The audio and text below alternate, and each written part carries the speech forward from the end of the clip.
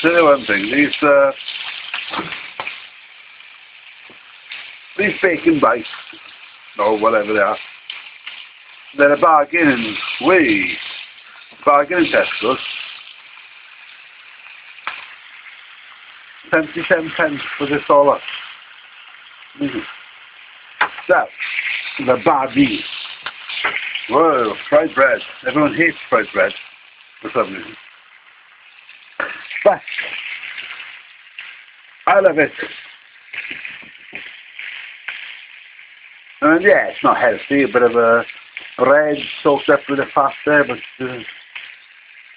I think it's gorgeous, you know. Tell you what's lacking here. A bit of lava bread. So you got bacon bits, smoked bacon, and fried bread. Fried bread's it's not that popular outside the UK actually. So what do they know? Eh?